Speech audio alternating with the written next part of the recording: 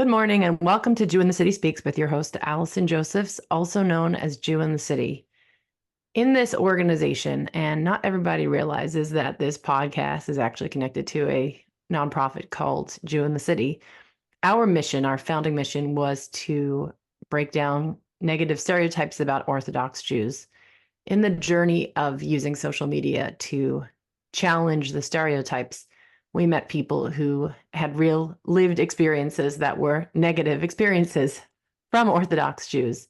That led us to found our Makom branch, which helps people from these backgrounds find a happy and healthy place within the community.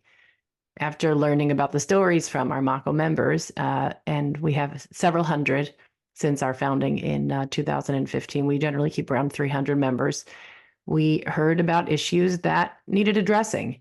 And our feeling is that instead of kind of going to the headlines and, writing the tell-all memoir about how horrible everything is, our approach is to, behind the scenes, find leadership that we can share challenges with and work on systemic changes. And that is our Tikun branch. Our founding branch, once we had two other branches, we named Keter to restore the Keter Shem Tov, the crown of the good name of the community. And in the last few years, we've taken this mission of improving people's opinion of Orthodox Jews to a broader mission of improving people's opinions on all Jews in Hollywood. That is through our Jew in the City Hollywood Bureau. Now, everything that we've been doing, like probably most Jews, has been deeply affected since October 7th. Kind of everything has gone on its head since the worst attack on Jews since the Holocaust made people hate Jews even more. I was talking to my sister-in-law who recently said that she thinks that anti-Semitism causes even more anti-Semitism, that, once people hate Jews, there's permission to hate Jews even more. And we're pretty interested in how this hatred of Jews is affecting Jews and their journeys in all different directions. And we have an interesting man joining us today. And his story kind of touches probably all of our branches in different ways. But we connected him because of the advocacy work we're doing since October 7th. His name is Zusha Goldin. He is a celebrity photographer, but his name is Zusha. And so that's not the average name of a celebrity photographer. And that's because he has a bit of an interesting story. So Zusha, thanks so much for joining us today.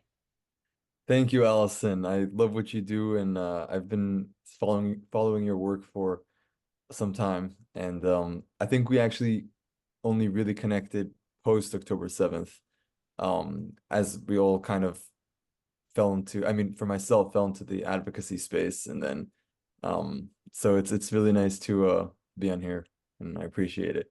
Yeah, we're glad to have you. So I think we have to first answer the question, how did you get the name Zusha? Where did you grow up? How did you grow up Jewishly? Right. Okay. So my parents are immigrants my mom's from South Africa and my father's from Ukraine. They're both Baal Tshuva, which means they found religion later on in life. They moved to New York, and I grew up Chabad in Crown Heights, Brooklyn, the youngest of 11.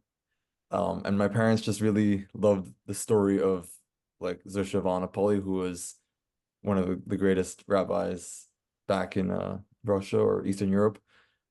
And I actually have two names. The first name is Avram, but I go by Zusha. I've always resonated more with that name for some reason.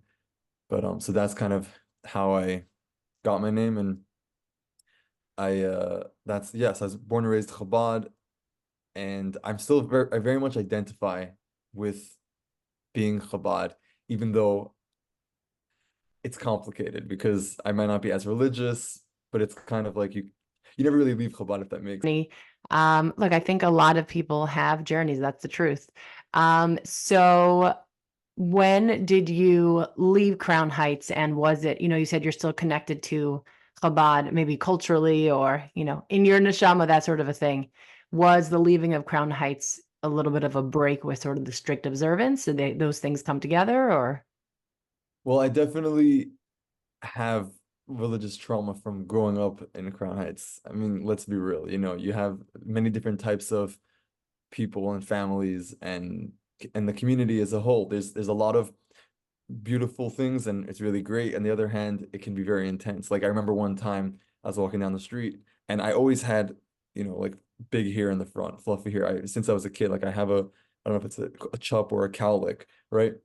So I always had that. And I was walking down the street and this rabbi came up to me and put his hand on my head and like trying to force it down and telling me how bad it is and all that. And, obviously in hindsight, you don't really care, but in the moment, it was very, I don't know if the word is triggering, but it was very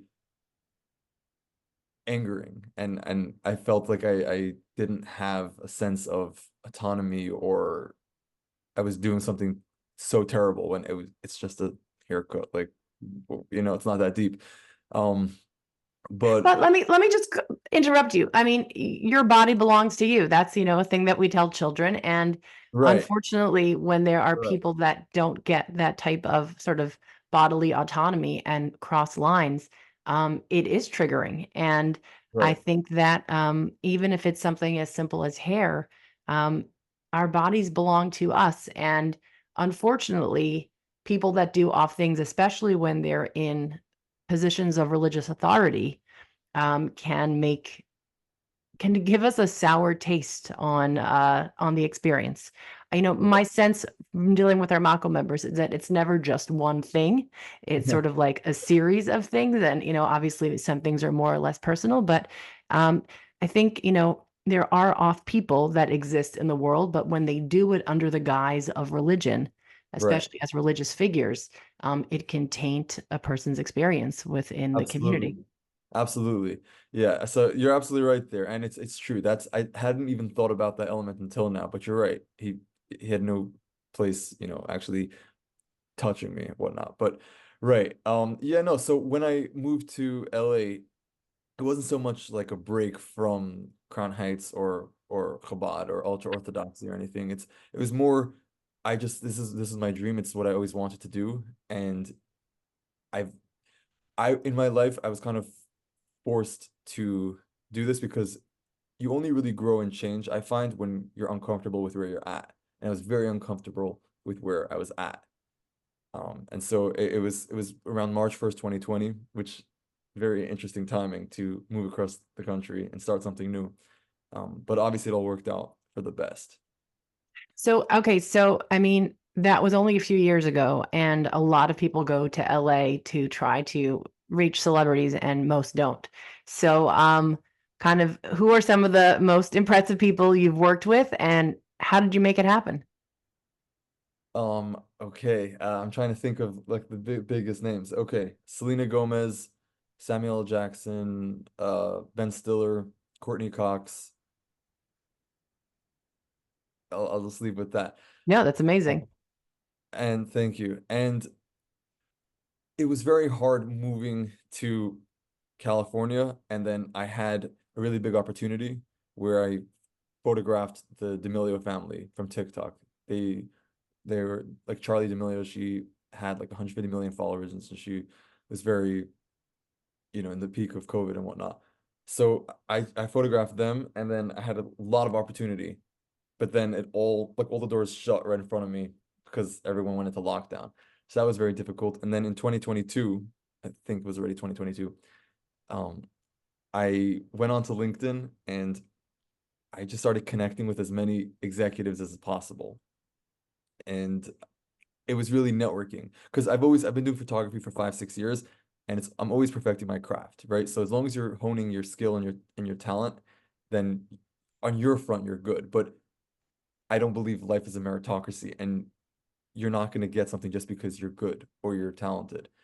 You have to kind of create your own opportunity and create your own luck and um network, and who knows you and who's willing to give you opportunity is how you're gonna succeed.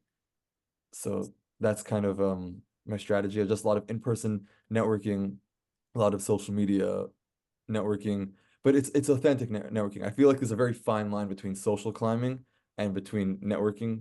And I think it's if you lead with value and you don't just establish relationships based off of who the other person is or what they can give you. If you establish it based off if you actually also like them as a person and if you want to engage with them and you want to conduct business with them and you want to just be around them. Like I will never ever be friends with someone just because of who they are or what they can offer. That never served me, and I know it won't. So it's really a And lot of nowadays, there's a lot of people that have celebrity, but they don't share our values or like us as our people. So by the that way, it's probably true. It's so true. I'm so whenever I'm encountering a new opportunity, I'm always like, okay, wait, who is this person? Do I even want to be associated with them? Not in like a negative way. It's just it's very, if someone doesn't want your existence, then I don't really want to associate with them. Does that make sense? completely.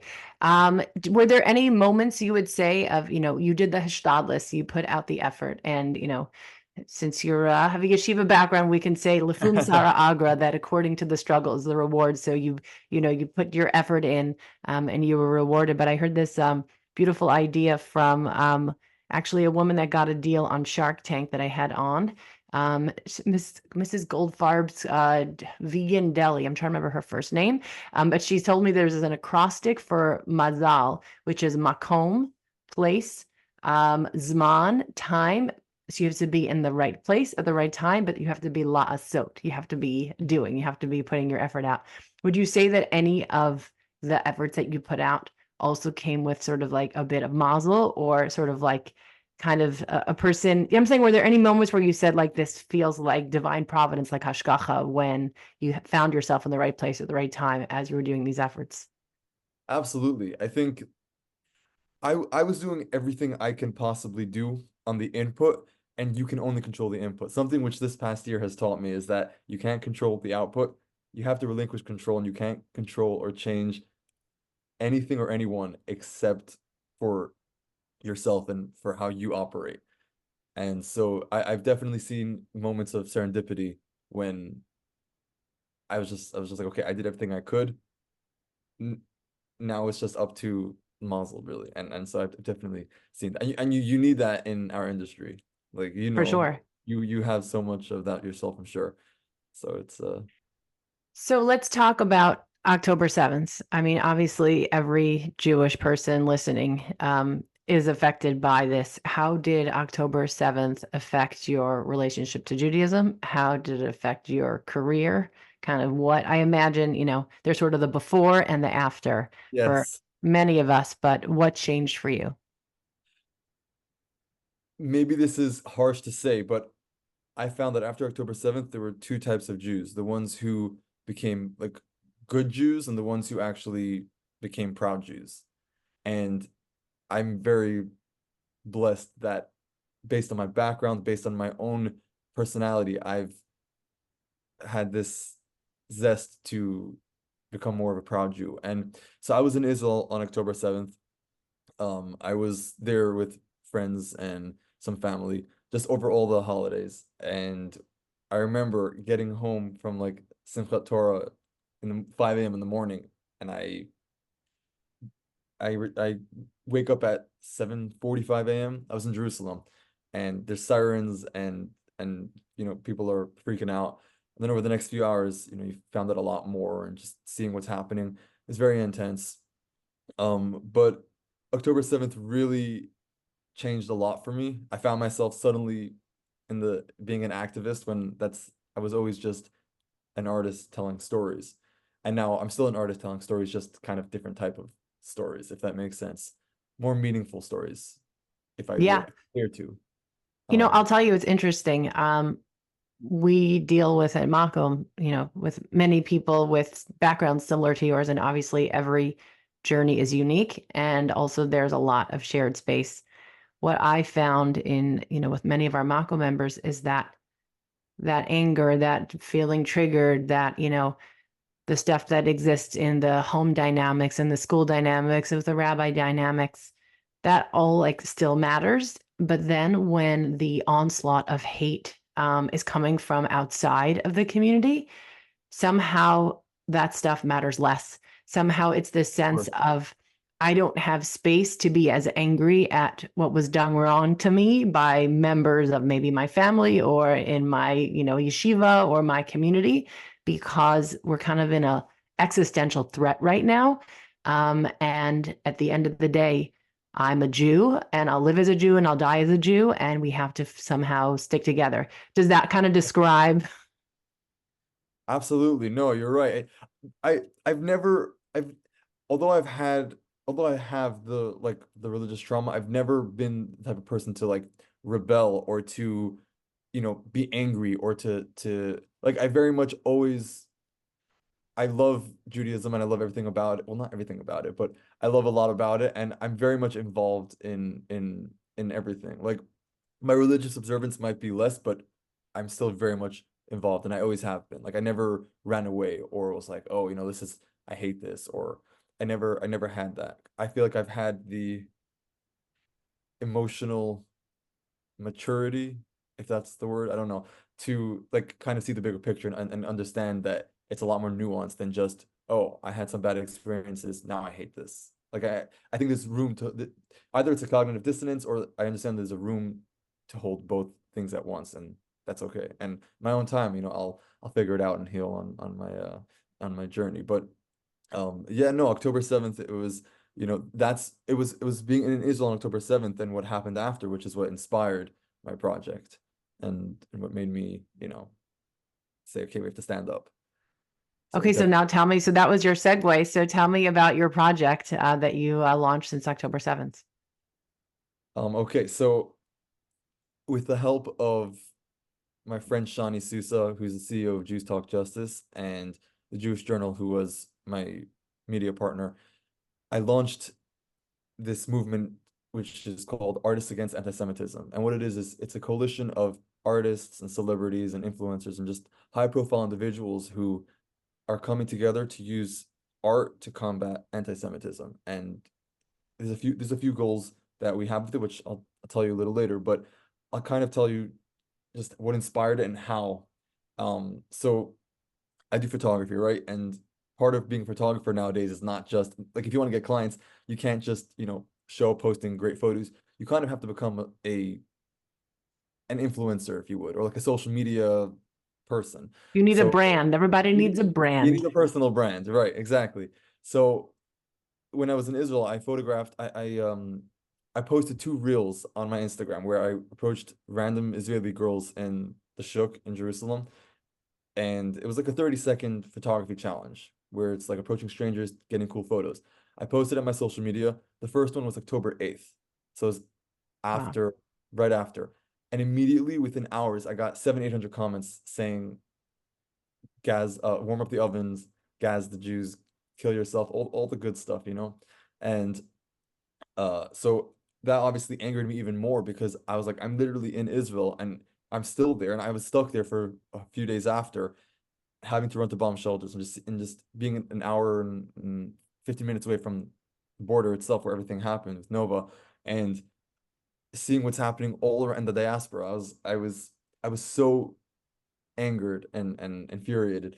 And then I posted the second one and the same thing, just copious amounts of terrible comments. And so when I got back to the US, I brainstormed and I said, okay, how can I help? Because I have to be in, in this space. I have to help some way. I can't just go back to old life. And so I came up with this idea and I approached Shani and then Siri Garber of Platform PR, who I think you might actually know.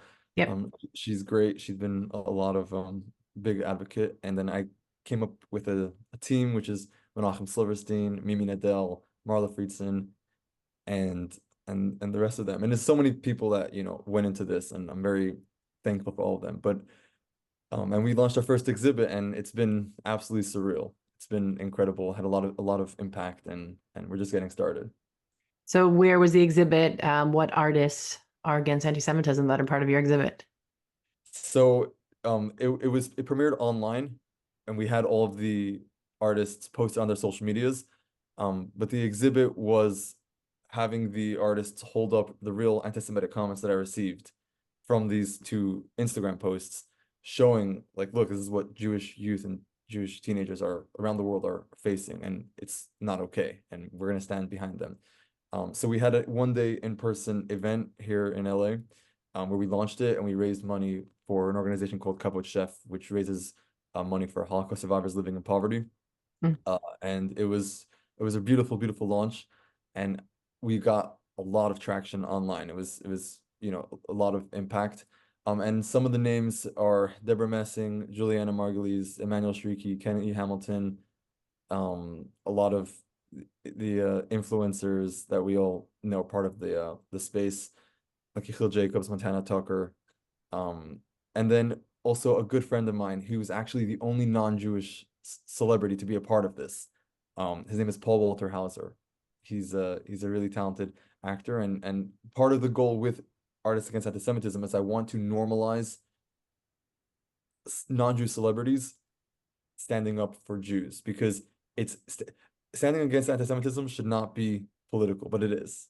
And that's one of the goals, is to, really make a space for them, like a sense of community, if that makes sense. What kind of a response have you reached out to other non-Jewish celebrities that have said no, or kind of like, I support you privately, but this would hurt my brand if I was Oh a yeah. public Oh Jew my supporter? God. Yes, it took me half a year to get to make the project happen. I probably sent out hundreds of emails to publicists, hopped on dozens of calls, and even in person. I met a lot of also Jewish celebrities, but like I spoke to this one non-Jewish celebrity. He's like, I support you guys. I think it's an amazing project, but I just don't think it's the smartest idea right now. And I said, I understand, like it's controversial. You worked so hard to build up, you don't want to do it, like no worries. Although I do think at some point something's got to give. You like, what are your values? What do you stand for? But Maybe just ask him, like, when they're carting us away, like, will you stand up then? Or like, what's the kind of, how far will it go? It's right, insane. right, Look, for me, I think what makes this all the more enraging is that since 2020, when you had that move out there, we literally learned from so many other movements how the world stands up for everyone else's cause. right, right. And diversity and inclusion and speaking up for the people that are in trouble, like these were wonderful values that we learned. And I think it makes the experience that we're going through now that much more like betraying. It's like a gut Absolutely. punch for all the Jews that marched and, picketed and, hashtagged for everyone else. And Right. now when it's our turn, it's just crickets, except for the one non-Jew. It's more right, exactly. And it's more than crickets. It's worse because they're actually marching and hashtagging and picketing against us now. When it's Mhm. like, make it make sense. Like, there's no logic. It's just very disheartening. Does that, so for me, now, not that I was a person that was struggling with faith. I mean, I wasn't a person that believed until my teenage years. And then once I started to believe, I've, remained observant since then. But I have to tell you, watching the dislogic of the world has actually strengthened my faith. It's, even though it's coming from a bad place and it's scary, there's also a sense of like, well, I guess you're trying to get through to us, God. Like there must be a bigger picture than everything we're seeing in front of us. How do you grapple with that with your background? Like, does sort of the hatred coming at us from every direction and nothing making sense anymore? Like, where does that, how do you deal with that in terms of your faith? I hear that. I definitely have a stronger connection, if that makes sense. Like right after I started putting on, I always tried to, but I started being more stringent about it, where I tried to put on tefillin every day, like just Shema, just to like put it on. And I have a very complicated relationship with faith and God. But I mean, then again, everything about it is complex. But no, I've definitely never been prouder, and I've definitely have never been more brave, even though I'm afraid to stand up, and I've never been more inclined to do religious things, if that makes sense, at my own pace. No, for sure. And let me also just like separate. I think a lot of the Makom members, and I won't put you on the spot about your background, but a lot of people that we've dealt with, a lot of it was forced on them. It was foisted upon them. There was a sense that love was conditional, or at least it appeared that way. Do this if you want, to be accepted in the community, in the family. Even if Right. it's not said explicitly, there may be some implicit messaging like that. So to be able to say, on my own terms now, I will take this on. For me personally, I've been more careful about saying morning brachos. I was davening every day since I became observant in my teenage years. And when I got pregnant 20 plus years ago with my eldest, and I was, nauseous in the morning and vomiting before I said brachos and ate, it kind of threw off my schedule. And so all throughout raising my children, I was always trying to get back to make sure I say, my morning blessings before I start to eat or start the day. And I had a different sense, more successful, less successful over the years. Since Right. October 7th, I've had this sense of I have to create merit for the hostages, for the soldiers, for the people in hospital beds, for the mental anguish, for the rockets that are flying over the heads of, the people of Israel in the north right now, especially for the Oh yeah. Jews around the world who are, being attacked in greater numbers. I have to create greater merit. And I don't know how my small part is going to play a role in sort of the global Jewish merit, but let me stop with my excuses and find a way to, consistently commit.